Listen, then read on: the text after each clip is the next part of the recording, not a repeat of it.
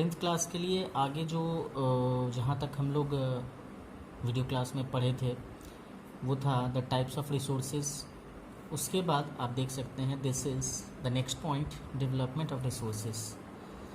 What type of effort does have been added with to develop the type of resources. ये बताया भी गया ऊपर में, आप देख सकते हैं कि resources are vital for the survival of human beings. They are equally essential for maintaining the quality of life. It was believed that resources are free gifts of nature. As a result, they were used indiscriminately by human beings, and this has led to the following major problems. जैसा कि हम लोग जानते हैं कि resources हमारे लिए काफ़ी वैल्यू करता है एंड उसका जो बदलते समय के अनुसार जो इस्तेमाल है वो और भी ज़्यादा उसका बढ़ा है और अब जो है इसको अंधाधुंध तरीके से इसका उपयोग किया जा रहा है, जिस वजह से बहुत सारे प्रॉब्लम्स क्रिएट हो गए हैं। तो अब हम लोग इसके कुछ प्रॉब्लम्स के बारे में समझते हैं। वो है depletion of resources by satisfying the greed of few individuals.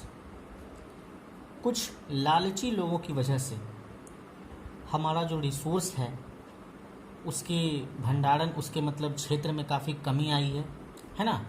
Second जो इसका टॉपिक है, पॉइंट है, वो है accumulation of resources in few hands. मतलब कि कुछ एक व्यक्तियों के पास तक ही इन रिसोर्सेज का जो अधिकार है वो सीमित कर दिया गया, which in turn divided the society into two segment. इससे क्या हो गया कि हमारा समाज दो वर्गों में बट गया।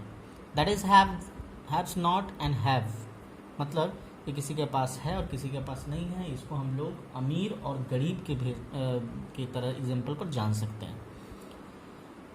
थर्ड वन पॉइंट देखेंगे आप लोग, ये लिखा हुआ है it is indiscriminate exploitation of resources has led to global ecological crisis such as global warming, ozone layer depletion, environmental pollution and land degradation. अब इससे क्या हो गया कि अंधाधुंध तरीके से इसका इस्तेमाल किया जाना हमारे वैश्विक स्तर पर, हमारे पृथ्वी के लिए, हमारे पर्यावरण के लिए काफ़ी ज़्यादा हानिकारक हुआ। गर्मी बढ़ती गई है और बढ़ती ही जा रही है। ओजोन लेयर पर इसका जो है काफ़ी गलत प्रभाव पड़ रहा है।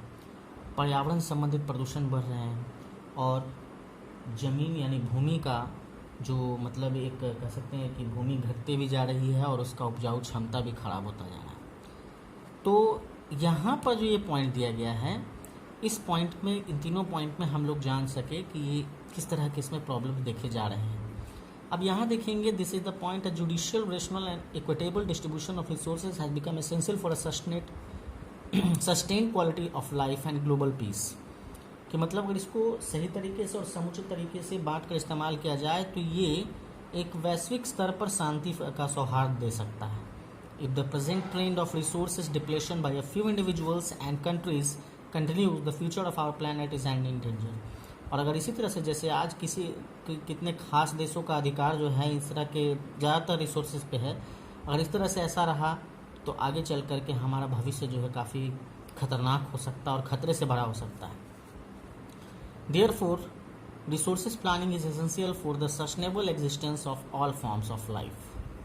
Sustainable existence is a component of sustainable development. और इसी तरह से जो हम लोग बोल सकते हैं कि एक स्थितिक प्रगति चाहिए तो हम लोग को मतलब रिसोर्सेज का इस्तेमाल भी जो है स्थितिक तरीके से काफ़ी कांस्टेंट होकर करना चाहिए। ठीक है, अब देखिए यहाँ पर आप देख सकते हैं पॉइंट वो है रिसोर्सेज एंड प्लानिंग।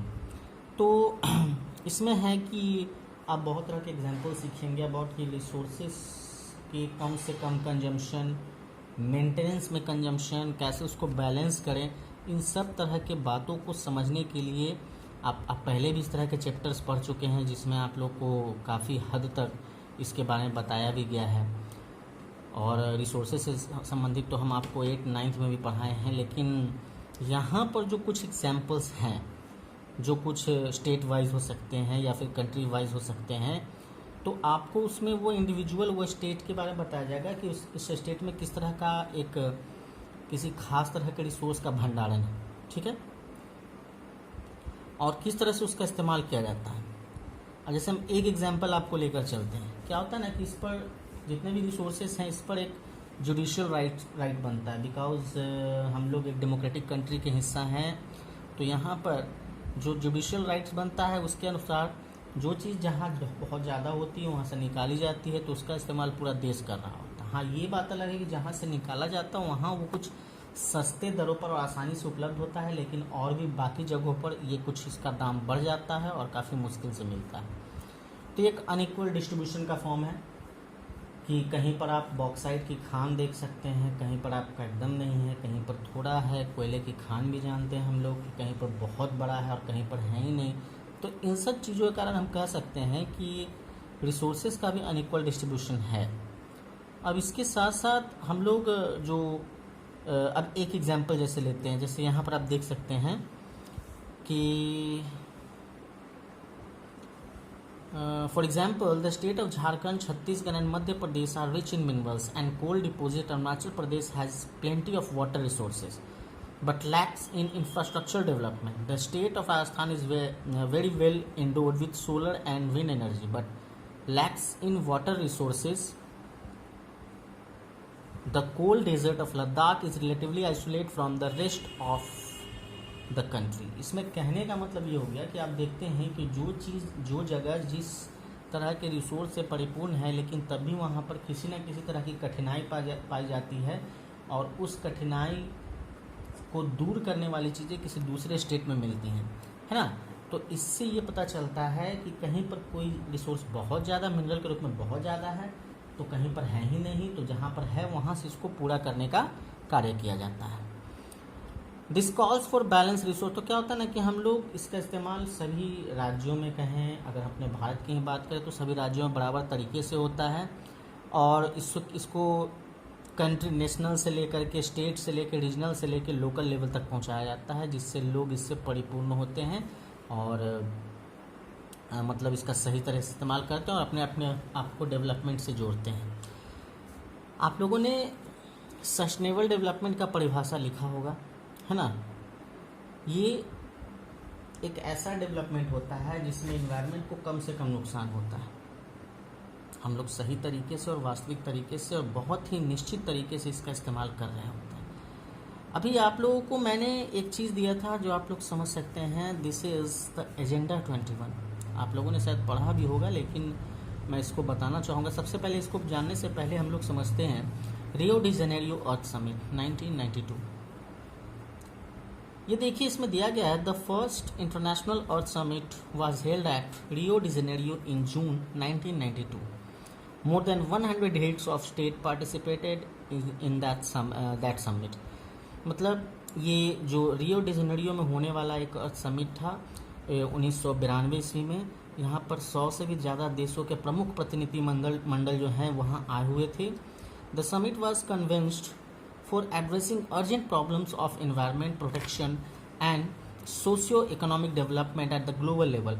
तो वहाँ पर विश्व स्तर पर बढ़ते प्रदूषण और देश की गिरती हुई आर्थिक स्थिति और उसको कैसे प्रगति के रास्ते पर बढ़ाया जाए, इन सब चीज़ों पर चर्चा करने के लिए ये लोग इकट्ठा हुए थे। The assembled leaders sign the declaration on global climate change and biological diversity. जितने भी लीडर्स वहाँ मौजूद थे उन्होंने जलवायु परिवर्तन संबंधी डॉक्यूमेंट और घोषणा पत्र और जैविक विविधता जो अब यहाँ बदलती जा रही है उसमें जो कार्य पद्धति लाना है उस पर साइन किया, अपनी हामी भरी। The Rio convention endorse the global forest principle and adopted agenda 21 for achieving sustainable development in the 21st century. और ये जो जगह थी वो रियो डी जेनेरियो, वहीं पर इसमें जो है मतलब वैश्विक जंगल जो होता है संपदा सिद्धांत को अपनाया गया। और इसी के साथ साथ जो एजेंडा 21 है, मतलब ये लिस्ट था, 21 शर्तों का लिस्ट था जिसको एजेंडा 21 कहा गया। एजेंडा मतलब कि इन सभी मुद्दों पर काम करने, इन 21 मुद्दों पर काम करने हैं, इसीलिए इसको एजेंडा 21 कहा गया है। और इसमें जो है यही चीज़ें जो है आगे चल के सस्टेनेबल डेवलपमेंट की थ्योरी बन सकती थी, इसी पर कार्य किया गया। This is the Rio de Janeiro earth summit. अब देखिए, इससे थोड़ा ज़्यादा दूसरा भी नहीं, आप लोगों को एजेंडा 21 डील कर देते हैं क्या है। इन 1992 the United nation conference on environment and development. UNCED video में मैंने आपको इसका फुल फॉर्म बताया है। ये आप इसमें यहाँ भी देख सकते हैं कि ये जो यूनाइटेड नेशन का कॉन्फ्रेंस हुआ था for the environment and development, जो चीज़ें हैं, तो ये एक संस्था बन गई। और ये जो संस्था है ये रियो डी जेनेरियो में थी, ब्राज़ील में है ये जगह। The world leaders signed a declaration known as agenda 21। जितने भी वर्ल्ड लीडर्स वहाँ मौजूद थे सभी ने उस लेटर पर साइन किया जिसका नाम एजेंडा 21 था।